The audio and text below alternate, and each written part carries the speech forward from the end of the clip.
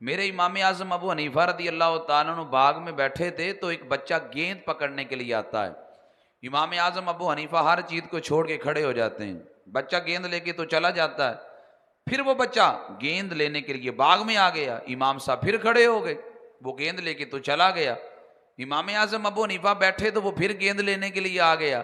امام صاحب پھر کھڑے ہو گئے. کئی بار ایسا ہوا کہ وہ گیند لینے کے لیے آتا تو امام اعظم ابو حنیفہ رضی اللہ تعالیٰ عنہ اس کے لیے کھڑے ہو جاتے.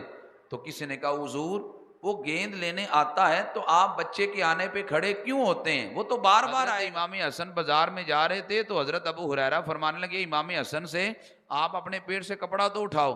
امام حسن کہنے لگے خیر ہے. حضرت ابو ہریرہ فرمانے لگے کپڑا اٹھائیں تو صحیح. حضرت ابو ہریرہ کے کہنے پر امام حسن نے اپنے پیٹ سے کپڑا اٹھایا تو حضرت ابو ہریرہ نے چوم لیا. تو حضرت ابو ہریرہ فرمانے لگے میں نے وہی کام کیا ہے جو آپ کے نانا جان کو کرتے دیکھا. غوث اعظم فرماتے تھے سب سے بنیادی چیز ادب ہے. پہلی منزل ادب عشق دی تے بنا ادب مراد نہ پاوے. بے ادباں دی بستی اندر کدی ٹھنڈی ہوا نہ آوے. ادب تو ود عبادت کیڑی جیڑی رب تی کر پہنچاوے. آزم او دے بخت سولے جنوں اے دولت مل جاوے. اقبال کہتے تھے خاموش رہ اے دل بری محفل میں چلانا نہیں اچھا. ادب پہلا کرینہ ہے محبت کے کرینوں ادب نہیں ہے کچھ بھی نہیں ہے. حضرت میاں محمد بخش صاحب نے بھی کہا تھا بے ادبہ مقصود نہ حاصل نہ درگاہ ٹوئی ہو. ادب و باز محمد بخشا توڑ نہ چڑھیا کوئی ہو. رب تعالیٰ نے ارشاد فرمایا وَلَقَدْ كَتَبْنَا فِي الزُّبُورِ مِن بَعْدِ الذِّكْرِ أَنَّ الْأَرْضَ يَرِثُهَا عِبَادِيَ الصَّالِحُونَ. ارشاد فرمایا کہ ہم نے تورات کے اندر وصیت کے بعد یہ لکھ دیا کہ ہم نے اس زمین کا وارث اپنے نیک بندوں کو بنا دیا ہے. اس زمین کے حقیقی وارث اللہ کے محبوب ہیں, اللہ کے اولیاء ہیں. میرے آقا علیہ السلام فرماتے ہیں رب کہتا ہے کہ جس نے میرے ولیوں کے ساتھ دشمنی کی میرا اس کے ساتھ اعلان جنگ ہے. پھر نبی پاک علیہ السلام فرماتے ہیں کہ رب جب کسی بندے کو پسند کرتا ہے تو اللہ حضرت جبریل کو بلاتا ہے. اللہ کہتا ہے جبریل میں فلانے بندے سے پیار کرتا ہوں تو بھی اس سے پیار فرما. جناب جبریل اس سے پیار کرنا شروع کر دیتے ہیں. پھر حضرت جبریل آسمان میں ندا کرتے ہیں کہ فلاں بندے سے رب پیار کرتا ہے میں بھی کرتا ہوں, آسمان والو تم بھی اس سے پیار کرو. آسمان کے فرشتے اس سے پیار کرنے لگتے ہیں. پھر اس بندے کی مقبولیت دنیا میں رکھ دی جاتی ہے کہ دنیا کے لوگ بھی اس سے پیار کرنا شروع کر دیتے ہیں. تو اصل بات یہ ہے کہ جو رب کی بارگاہ میں مقبول ہوتا ہے دنیا میں بھی اللہ اسے قبولیت عطا فرماتا ہے. اس طرح مسجد میں بیٹھنا منع ہے.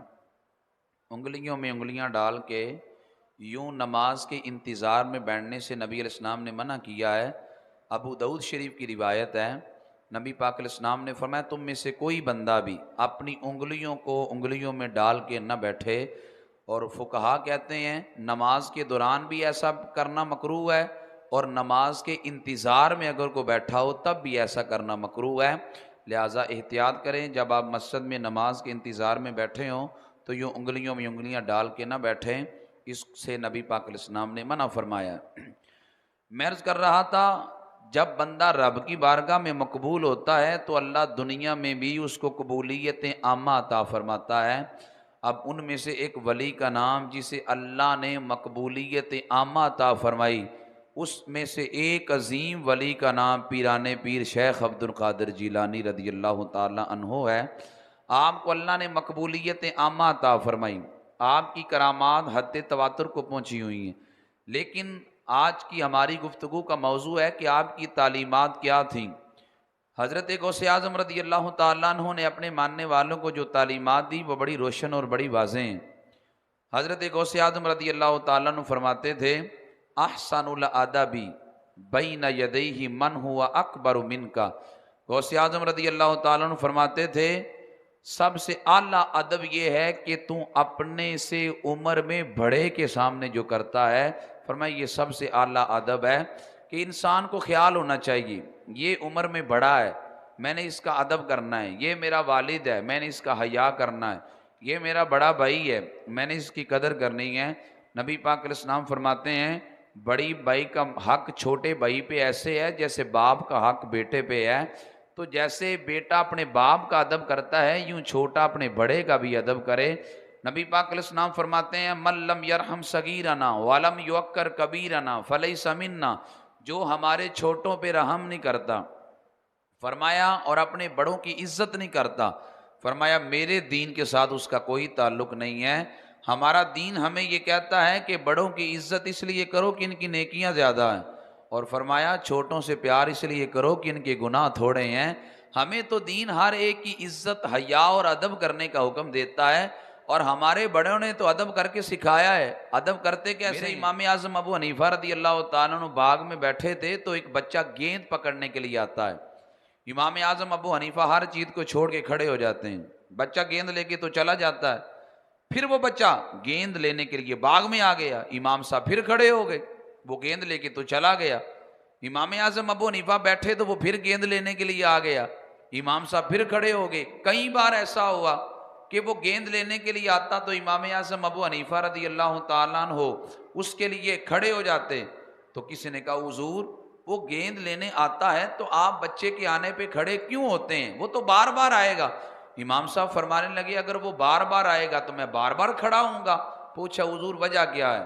میرے امام فرمانے لگے کھڑے ہونے کی وجہ یہ ہے کہ بچہ عام نہیں ہے بلکہ یہ میرے استاد کا پوتا لگتا ہے، اس لیے یہ میرے استاد کا پوتا ہے تو اپنے استاد کے ادب کی وجہ سے میں اس کے لیے کھڑا ہوتا تھا۔ آپ غور کریں، میرے اور آپ کے امام اعظم ابو حنیفہ اپنے استاد کے پوتے کا اگر اتنا ادب کرتے ہیں تو استاد کا کتنا ادب کرتے ہوں گے، استاد کی کس قدر و قیمت ان کے دل میں ہوگی۔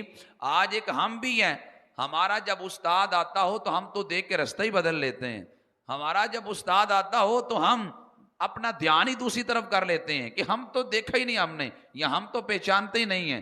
اب امام اعظم ابو حنیفہ اپنے استاد کے پوتے کا اتنا ادب، یہ ادب صحابہ کا ہو یا اہل بیت کا، ہم نے تو نبی پاک صلی اللہ علیہ وآلہ وسلم کے صحابہ کا ادب اور اہل بیت کا ادب بھی اپنے بڑوں سے سیکھا ہے۔ حضرت امام حسن بازار میں جا رہے تھے تو حضرت ابو ہریرہ فرمانے لگے امام حسن سے آپ اپنے پیٹ سے کپڑا تو اٹھاؤ۔ امام حسن کہنے لگے خیر ہے۔ حضرت ابو ہریرہ فرمانے لگے کپڑا اٹھائیں تو صحیح۔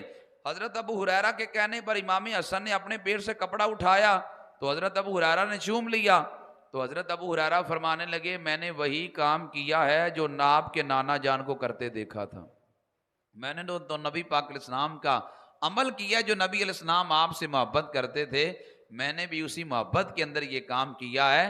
تو میں نے کہا غوث اعظم فرماتے تھے سب سے بنیادی چیز ادب ہے، پہلی منزل ادب عشق دی تے بنا ادب مراد نہ پاوے، بے ادباں دی بستی اندر کدی ٹھنڈی ہوا نہ آوے، ادب تو ود عبادت کیڑی جیڑی رب تی کر پہنچاوے، آزم او دے بخت سولے جنوں اے دولت مل جاوے۔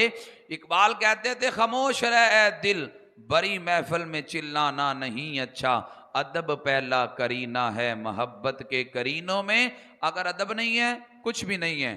حضرت میاں محمد بخش صاحب نے بھی کہا تھا بے ادبہ مقصود نہ حاصل نہ درگاہ ٹوئی ہو، ادب و باز محمد بخشا توڑ نہ چڑھیا کوئی ہو۔ آپ فرماتے ہیں بے ادب بڑے سے بڑے مزار پہ چلا جائے، بڑے ولیوں کے پاس چلا جائے، اگر بے ادب ہے نا اس کو خیر نہیں ڈل سکتی۔ وہ بے ادب و ماں باپ کا، بے ادب و بزرگوں کا، بے ادب و ولیوں کا، بے ادب ہو وہ استادوں کا، وہ کسی کا بے ادب ہو وہ دنیا میں کسی کونے میں کامیاب نہیں ہو سکتا۔ جسے کامیابی ملتی ہے ادب کے دامن کو تھام کے کامیابی ملتی ہے۔ اس لیے غوث اعظم فرماتے ہیں سب سے اعلیٰ ادب یہ ہے اپنے سے عمر میں جو بڑا ہے اس کے سامنے ادب کیا جائے۔ حضرت غوث اعظم فرماتے ہیں میں بغداد میں ایک ولی کے پاس گیا ان کو ملنے کے لیے، اس ولی نے دیکھا حضرت غوث اعظم کو تو فرمانے لگے کہ تم میرے دیدار کے لیے آیا ہے؟ فرمایا میں آنکھوں سے دیکھ رہا ہوں ایک وقت آئے گا بغداد میں کہ تم بغداد کے ممبر پہ بیٹھ کے یہ اعلان کرے گا قدمی حاضی علی رکبت کلی ولی اللہ، میرا یہ قدم ہر ولی کے کندھے پہ موجود ہے۔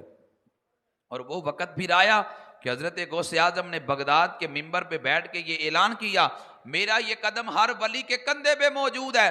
حضرت خواجہ معین الدین کہنے لگے حضور آپ کا قدم میرے کندھے پہ ہی نہیں ہے، آپ کا قدم تو میری سر پہ بھی ہے اور میری پلکوں پہ بھی ہے۔ فرمایا تو نے ہمارا ادب کیا ہے، ہم نے پھر ہند کا تجھے ولی بنا دیا ہے۔ تو اس لیے اولیاء کا ادب یہ سب سے بنیادی شرط ہے۔ اس لیے غوث اعظم رضی اللہ تعالیٰ عنہ نے فرمایا سب سے اعلیٰ ادب یہ ہے اپنے سے عمر میں جو بڑا ہے، فرمایا اس کا ادب کرنا، یہ سب سے بنیادی چیز ہے۔